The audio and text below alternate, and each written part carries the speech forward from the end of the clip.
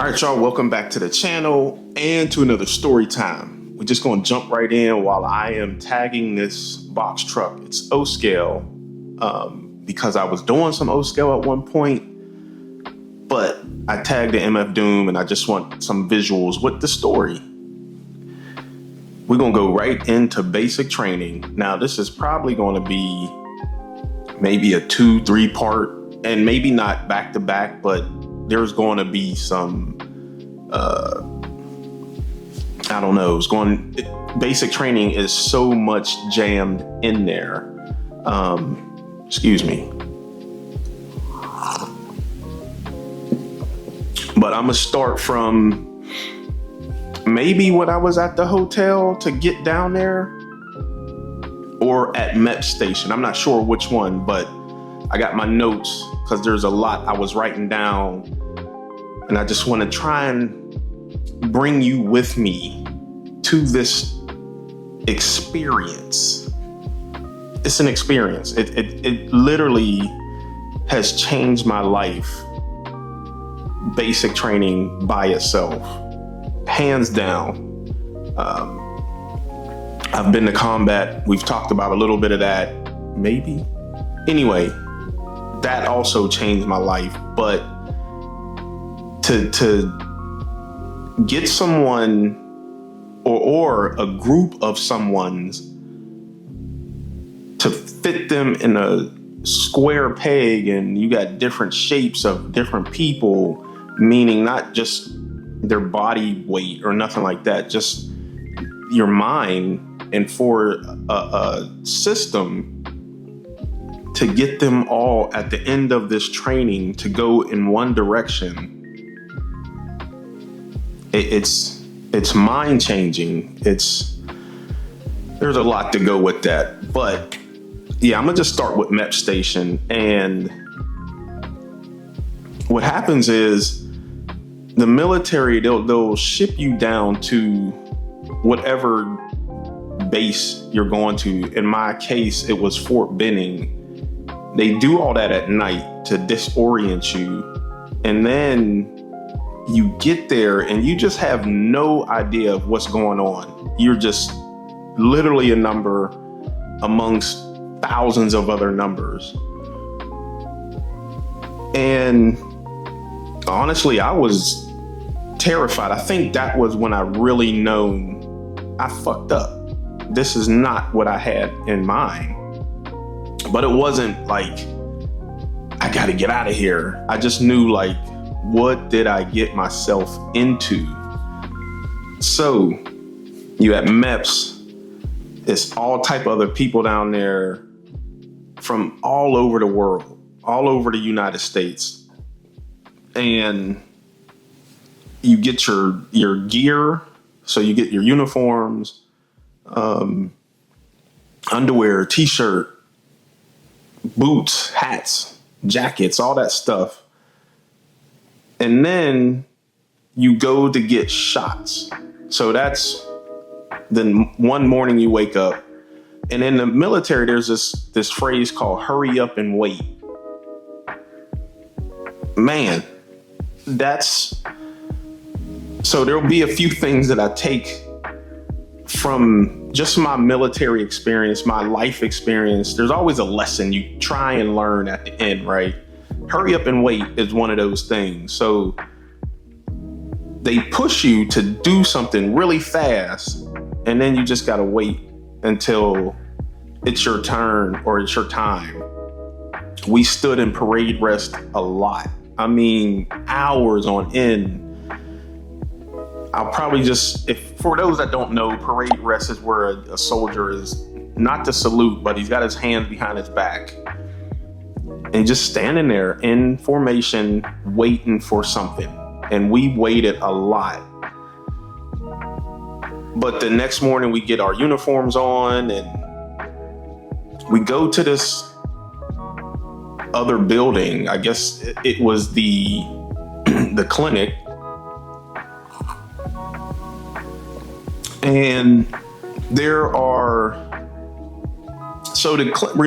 think of the clinic as a conveyor belt. You ever see those how it's made videos, and you see the conveyor belt with like all the little bottles in a line? That's what the clinic felt like. We were the bottles, and then you would go in line to get shots. I think I got 6 shots in less than 30 seconds. And they had those, I don't even know what you call them, but they look like pistols. And just jabbing us each side of the arm like, You get out of line, you get one more shot, pow. And so it literally looks like the conveyor belt. So it's soldiers in front and behind me, and we're just walking through with our sleeves rolled up, our t-shirts, and they just jamming you, pow, pow, pow, pow, pow. We get done with that, and I want to say we stayed there at that facility maybe 2 days max, maybe 3 days max, 2 days least, 2 to 3 days. And I know for me, because I'm an older soldier, they had these, they called them cattle trucks.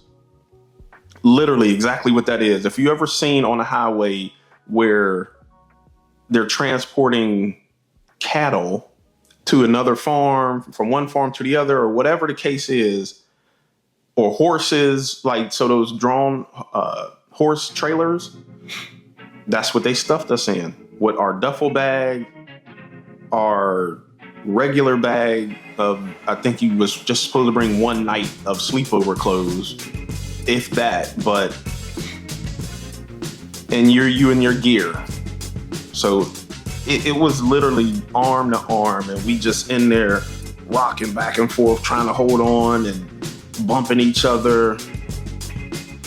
And they get you to the unit. And this is where I'm gonna probably, because there's so much in this one section, I'll probably stop after this, but they get you to the unit. And there's windows, but they're like little windows way up top, and you can look out there. And you just see drill sergeants. They look like sharks waiting for that one drop of blood to hit the water. And we're the blood, the meat, and our sweat is, I don't know, but they was waiting. One drill instructor gets on the cattle truck, and he's just, rah, rah, rah. When you get off, you go here, you go over there, blah, blah. And there's so much information, and so much yelling and so much newness. It's literally information overload, right? You're thinking, all right, I'm good. You know, I'm a lock in. Nah. Hold on. Let me.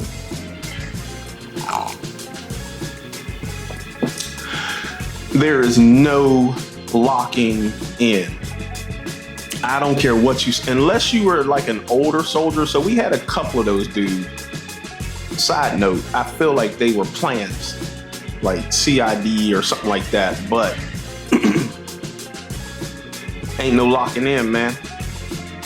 I was 18 and everyone else was 18, maybe 19. I wasn't ready. He got off the truck. He blew the whistle, and we all just poured out the side door and the back door. And when I say them drill sergeants was like jumping out of the water, and just, again, I'm an older soldier, so, well, I'm older now. I was still in the basic training phase to where they could put their hands on you. They ain't punch you or slap you. There was a lot of shoving and elbowing and shoulder checking. Man, it was literally like blood in the water, and they were sharks. They was just ripping through us like it wasn't nothing. It was honestly a sight to see. I could imagine being a drill sergeant for the first time. They probably were laughing, because of the whole discombobulation of what was going on. We was running, and they would, I don't know how they sectioned us. I want to say we had numbers or something, or maybe it was by last name. So you would yell out your last name and they'd tell you where to go. So like A through, I don't know, D would go in first platoon, D through E or H, F, G, whatever the alphabet is, would go in another platoon. As they're yelling at you, you're yelling out your name. In the middle of the what did they call that? It was like where we all had formation. I might just call it a formation pad. Uh-oh. I feel like my allergy is trying to act up. All the time while I'm recording, something is going on. We'll call it the formation pad. And there was a huge unit crest painted on the ground. You ain't supposed to walk on that, run on that, or anything. As I'm running to my assigned platoon, there was two guys that ran because we were just running. It was like roaches. And why did them dudes run on that crest? Thank God I didn't even know it was a crest there until they started fucking with this dude or these guys. And they ran across it one way. There was one drill sergeant on one side, and then one caught him back on the other side. So the one dude scattered, but they caught that one dude, and they just had that dude going back and forth. At least, it was maybe 2-3 times, but it felt like forever that he was just running back and forth, back and forth. They told him to put his stuff down. He had to do push-ups. Then they turned around and made everybody do push-ups. It was some of the most insane behavior that I have ever witnessed in my entire life. Absolutely insane. So we had to run everywhere. So we're in line, we get in our squads, and they rotate you through squad leader and all that stuff. But after that, I don't know, seemed like 24 hours of torture, but that was just literally 15, 20 minutes. But again, it was just so much information and so much hollering and just different things happening all at once. It felt so long. Literally 20, maybe 30 minutes.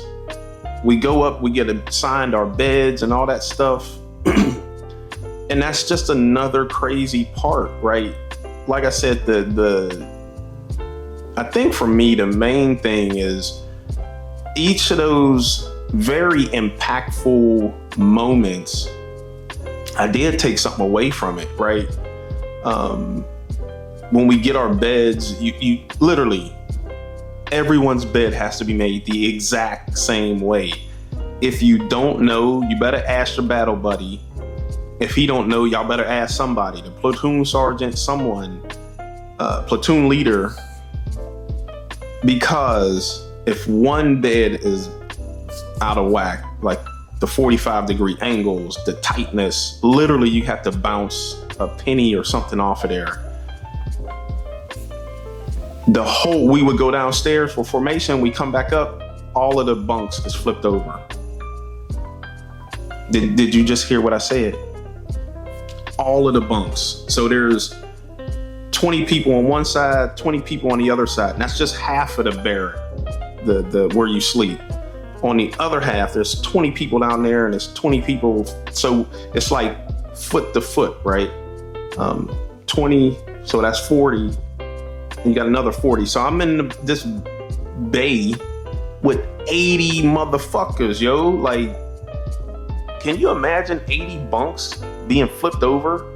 You go down the formation and there's that hurry up and wait because they're yelling for you to get information. They go up to inspect. 80 beds are just flipped over. The mattresses and the covers, and now you got to figure out whose cover is who. At that point, you don't even care. You just take whatever you can get, and now you got to make them beds all over again. Make it make sense. Ask me why I got PTSD. Crazy work, yo. It's crazy. Absolutely crazy. But, and I'm getting ready to cut it here. We're going to stop at the flipping of the beds because there's so much more information. That's, like I said, there's too much to put in one video. I took away two things out of that little bit of story: the hurry up and wait, and I make my bed to this day, every day before I get out of it. It may not be the exact 45-degree angle. It might be a little tilted, but I cut my corners and I fold my bed back. You might not be able to bounce a quarter or nickel penny off of it, but I make my bed every day. Also, what I take from this is the hurry up and wait aspect of the story.